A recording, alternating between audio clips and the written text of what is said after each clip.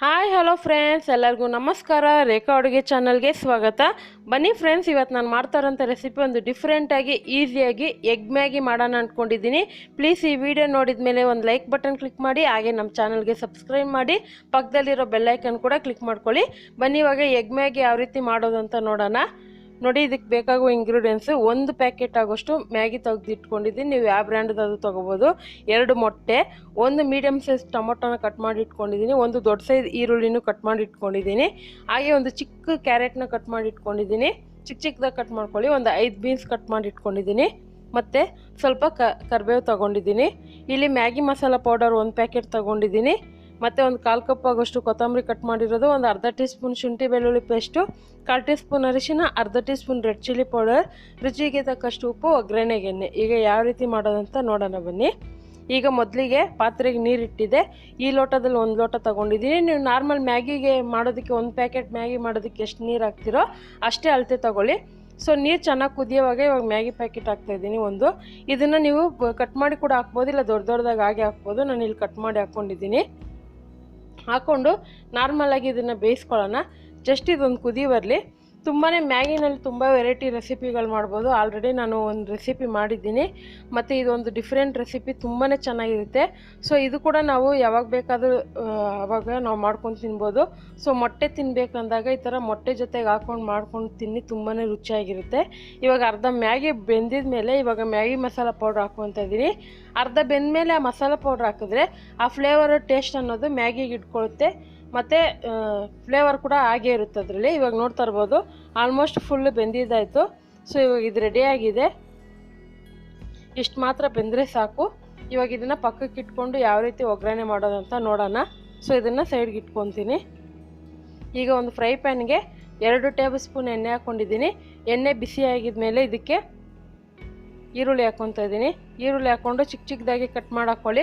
So ಇಲ್ಲಿ ನಾನು 1 packet ಮಾಡಿ ತೋರಿಸ್ತಾ ಇದ್ದೀನಿ. ನೀವು ಇದೇ ಇಂಗ್ರೀಡಿಯೆಂಟ್ಸ್ ತೊಗೊಂಡು 2 ಪ್ಯಾಕೆಟ್ 3 ಪ್ಯಾಕೆಟಿಗೆ ಬೇಕಂದರೆ ಕೂಡ ಮಾಡ್ಕೋಬೋದು. ನಾನು ಏನು ತೋರಿಸಿದ್ದೀನಿ ಇಂಗ್ರೀಡಿಯೆಂಟ್ಸು ಅದನ್ನು ಡಬಲ್ ಮಾಡ್ಕೊಳ್ಳಿ ಅಷ್ಟೇ, ಸ್ವಲ್ಪ ಕ್ವಾಂಟಿಟಿ ಜಾಸ್ತಿ ತೊಗೊಳ್ಳಿ. ಇದಕ್ಕೆ ಕ್ಯಾರೆಟು ಬೀನ್ಸ್ ಎಲ್ಲ ಹಾಕ್ಕೊತಾ ಇದ್ದೀನಿ, ಮತ್ತು ಕರಿಬೇವು ಹಾಕ್ಕೊಂಡು ಶುಂಠಿ ಬೆಳ್ಳುಳ್ಳಿ ಪೇಸ್ಟ್ ಕೂಡ ಹಾಕ್ಕೊತಾ ಇದ್ದೀನಿ. ನಿಮ್ಮ ಹತ್ರ ಏನಾದರೂ ಹಸಿ ಬಟಾಣಿ ಅಥವಾ ಕ್ಯಾಪ್ಸಿಕಮ್ ಇಷ್ಟಪಡೋದಾದರೆ ಕ್ಯಾಪ್ಸಿಕಮ್ ಕೂಡ ಹಾಕ್ಕೊಬೋದು. ಅಕಸ್ಮಾತ್ ತರಕಾರಿ ಈ ಥರ ಎಣ್ಣೆಲಿ ಫ್ರೈ ಮಾಡೋದು ಇಷ್ಟ ಇಲ್ಲ ಅಂದರೆ ನೀವು ಪಾತ್ರೆಲಿ ಬೇಯಿಸ್ಬಿಟ್ಟು ಕೂಡ ಹಾಕ್ಕೋಬೋದು. ಆದರೆ ಎಣ್ಣೆಲಿ ಫ್ರೈ ಮಾಡಿದೆ ಒಂದು 2 ನಿಮಿಷದಲ್ಲಿ ಬೆಂದೋಗುತ್ತೆ. ಒಂಚೂರು ಉಪ್ಪು ಕೂಡ ಹಾಕ್ಕೊಂಡು ಬೇಯಿಸ್ಕೊಂಡಿದ್ದೀನಿ, ಫ್ರೈ ಮಾಡ್ಕೊತಾ ಇದ್ದೀನಿ. ಮತ್ತು ಇದಕ್ಕೆ ಒಂದು ಟೊಮೊಟೊ ಹಾಕ್ಕೊತಾ ಇದ್ದೀನಿ. ಸೊ ಒಂದು 2 ರಿಂದ 3 ನಿಮಿಷ ಫ್ರೈ ಮಾಡಿದ್ರೆ ಸಾಕು, ತರಕಾರಿ ಎಲ್ಲ ಬೆಂದೋಗುತ್ತೆ.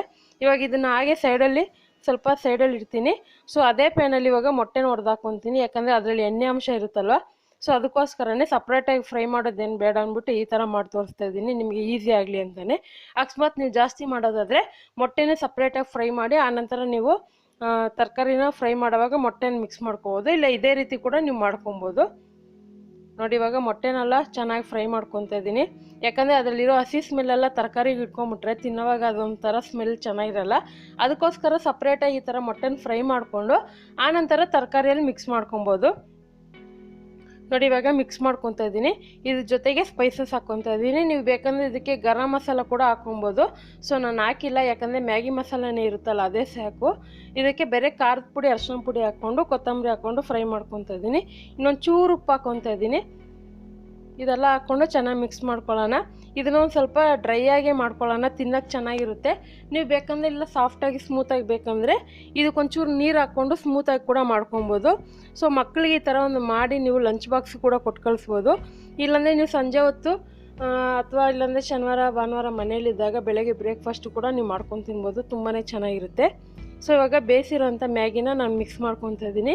ಕೆಲವ್ರು ಏನು ಮಾಡ್ತಾರೆ ಅಂದರೆ ಈ ಥರ ಮ್ಯಾಗಿ, ಈ ತರಕಾರಿ ಮೊಟ್ಟೆ ಎಲ್ಲ ಫ್ರೈ ಮಾಡಿ ಅದಕ್ಕೆ ನೀರು ಹಾಕಿ ಕುದಿಸ್ಬಿಟ್ಟು ಮ್ಯಾಗಿ ಹಾಕ್ತಾರೆ. ಆ ಥರ ಮಾಡಿದ್ರೆ ಚೆನ್ನಾಗಿರಲ್ಲ, ನಾನು ಟ್ರೈ ಮಾಡಿದೆ. ಸೊ ಅದಕ್ಕೆ ಈ ಥರ ನಾನು ಡಿಫ್ರೆಂಟಾಗಿ ಮಾಡಿ ತೋರಿಸ್ದೆ. ಸೊ ಇವಾಗ ಆಲ್ಮೋಸ್ಟ್ ಇದು ರೆಡಿಯಾಗಿದೆ. ಸೊ ಖಂಡಿತ ಇವತ್ತು ಮಾಡಿರೋಂಥ ಒಂದು ಸಿಂಪಲ್ ರೆಸಿಪಿ ಎಗ್ ಮ್ಯಾಗಿ ನಿಮಗೆಲ್ಲ ಇಷ್ಟ ಆಗಿದರೆ ನೀವು ಸಹ ಇದೇ ರೀತಿ ಟ್ರೈ ಮಾಡಿ, ನಿಮಗೆ ಯಾವ ರೀತಿ ಬಂತು ಅನ್ನೋದನ್ನ ನೀವು ಕಮೆಂಟ್ ಮೂಲಕ ತಿಳಿಸಿ.